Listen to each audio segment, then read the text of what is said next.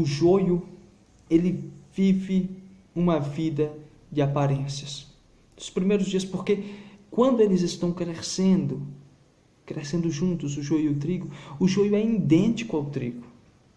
O joio é igual ao trigo.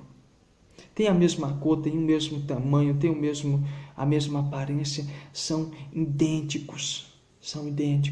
Então, eu digo que o joio aqui, ele vive uma vida de aparências. Olha só, eu identifiquei lá em 2 Timóteo, capítulo 3, versículo 5, Paulo vai falar sobre, nas minhas palavras, a característica do joio, porque o joio está dentro da igreja. O joio está no meio evangélico, no meio cristão. O joio é idêntico ao trigo. Olha o que Paulo vai dizer lá em 2 Timóteo capítulo 3, versículo 5. Tendo aparência de piedade, ou seja, parece que tem piedade, mas negando a eficácia. Paulo aqui está se referindo sobre aquele tipo de pessoa que está fingindo ser seguidor de Cristo, que está fingindo ter caráter. É sobre essa pessoa que Paulo está falando. E o joio, ele finge ser como o trigo. Ele finge ser um seguidor de Cristo. Ele finge ser um discípulo de Cristo. Ele finge obedecer a Cristo. Ele finge ter amor. Só tem a aparência de piedade. Só tem a aparência de trigo, mas não é trigo, é joio. E um dos piores pecados, na minha opinião, um dos piores pecados é a vida dupla. Uma dupla personalidade. O que é isso? Só parece. Só parece que é crente. Só parece que ora. Só parece que lê a Bíblia. Só parece que obedece a Deus. Só parece que é fiel no casamento. Só parece que tem bom testemunho. Só parece que tem caráter, mas não tem nada disso. Vive uma dupla personalidade. É o que nós mais vemos hoje no mundo atual. Dupla personalidade, a hipocrisia. As pessoas vivendo de fachada. É o que nós mais vemos. Crianças sendo atacadas por pedófilos. Um monstro que está vestido de ser humano, que tem uma dupla personalidade. Ninguém sabe quem ele é. Ele ataca sem ninguém perceber, porque ele não deixa as pessoas perceberem quem ele é de verdade. É o que nós mais vemos hoje. Uma dupla personalidade. Só parece que é uma pessoa de bem, mas não é uma pessoa de bem. Não é uma pessoa de bem. Nem tudo que reluz é ouro. O joio, ele gosta de se parecer com o trigo. E eu não sou psicólogo, não estudo sobre isso, mas segundo a psicologia, a dupla personalidade é o medo de se posicionar diante das pessoas. O medo de se posicionar. Dá para você pegar já o assunto, entender o assunto? O medo de se posicionar diante das pessoas, diante da sociedade. Você conhece alguém que tem uma vida dupla? Que tem uma dupla personalidade? Ela tem medo de se posicionar. Ela tem medo de mostrar quem ela é de verdade. Cá para nós, por que Davi matou Urias? Por que Davi promoveu, articulou a morte de Urias? Medo de se posicionar. Medo de mostrar, de revelar o que ele havia feito, o erro dele. Davi estava com medo de mostrar o erro dele. Todos conhecem a história. O reino de Israel estava em guerra. Davi estava no palácio. Um dos seus melhores soldados estava na guerra, que era Urias. Davi vê a mulher de Urias, se sente atraído por ela, deita-se com ela, porque ele era o rei, ele podia fazer o que bem entendesse, se deita com ela. Ela fica grávida de Davi. Urias estava prestes a voltar da guerra. O escândalo ia vir à tona. Um grande escândalo ia vir à tona. Meu Deus, o rei de Israel deitou-se, podemos dizer, à força, com a mulher do seu melhor soldado, Urias. E aí? Davi, com medo de se posicionar, manda Urias, ordena que Urias fosse posto na frente da batalha. Automaticamente Urias seria morto, e foi isso que aconteceu. E o escândalo não veio. Pelo menos no começo o escândalo não veio. Deus precisou levantar um profeta, o profeta Natan foi até Davi e disse: olha, Davi, Deus, ele sabe do teu pecado. Davi, Deus sabe quem é você. Deus sabe o que você fez. Davi automaticamente se arrepende. Glórias a Deus por isso, que Davi se arrependeu. Mas existem muitas pessoas que não se arrependem. Existem muitas pessoas que não mostram quem são de verdade de forma alguma.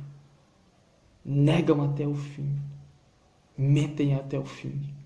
Medo de se posicionar. Medo de confessar para a esposa que traiu. Medo de reconhecer um erro. Medo de se posicionar. Mas é interessante que Paulo ele vai dizer que Jesus Cristo ele julgará o segredo do coração dos homens. Sabe o que é isso? Jesus ele vai julgar tudo aquilo que está escondido aqui dentro, tudo aquilo que foi feito no escuro. Jesus julgará. Ele vai destampar a tampa do nosso coração e vai esfregar tudo aquilo que esteve escondido, vai esfregar na nossa cara e vai dizer: eu sabia de tudo. Jesus ele vai julgar aquilo que está no nosso íntimo, na nossa mente, no nosso coração. Ele vai julgar tudo isso.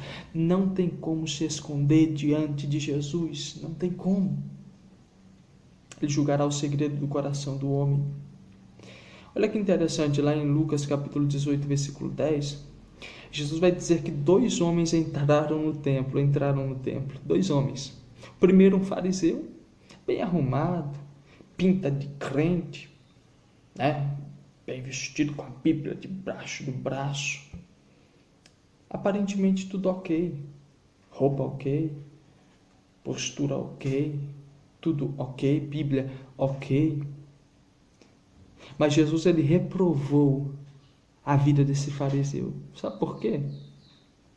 Porque ele vivia uma vida de aparências. Ele entrou ali se achando. Ele não confessou para Jesus quem ele era de verdade. E Jesus tinha um grande problema com esses fariseus, porque eles não mostravam quem eles eram de verdade, de forma alguma.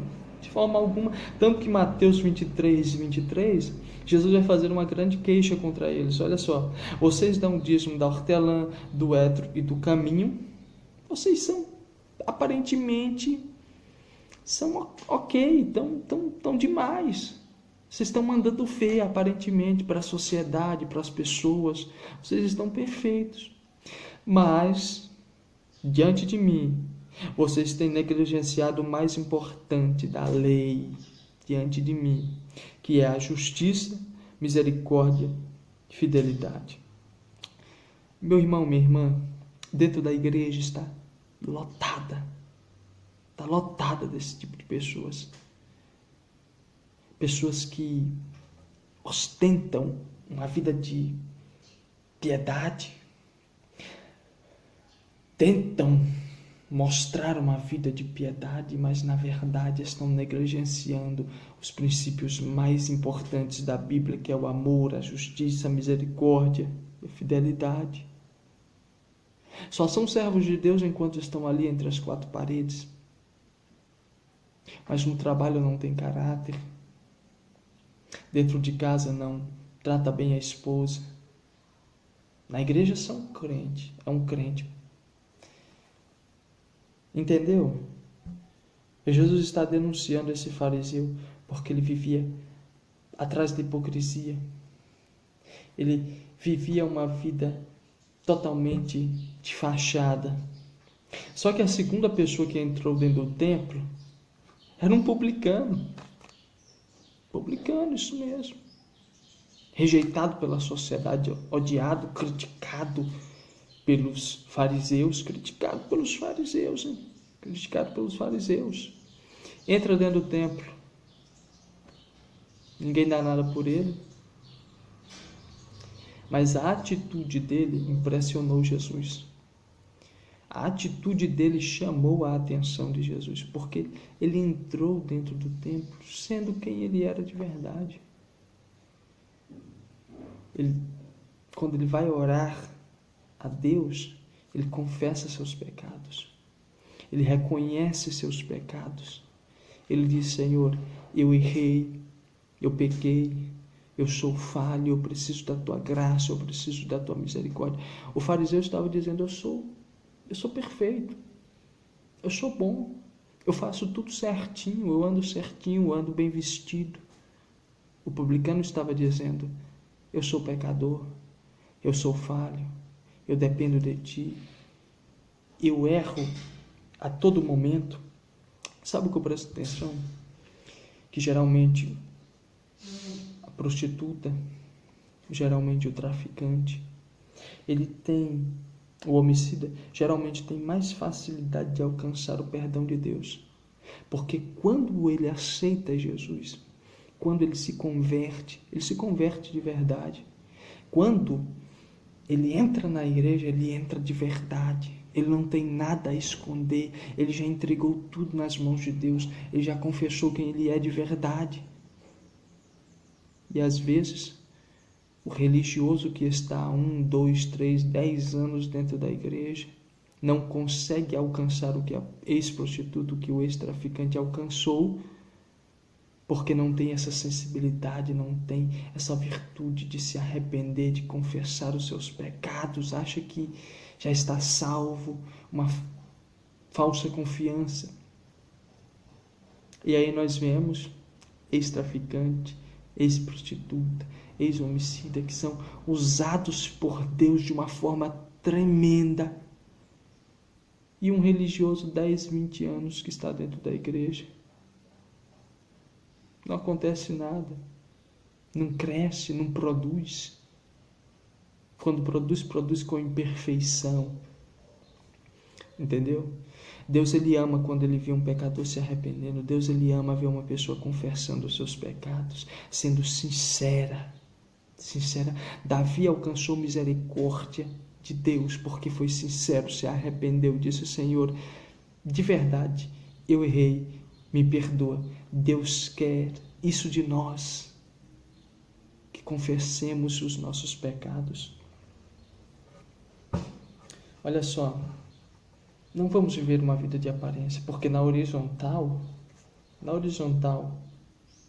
no mundo dos homens, nós podemos até nos esconder, nós podemos até ostentar, criar, segurar uma vida de aparências, mas na vertical, de cima para baixo, lá de cima para baixo, nós não podemos esconder nada, porque Deus está vendo tudo, Deus conhece tudo, Ele conhece o nosso coração.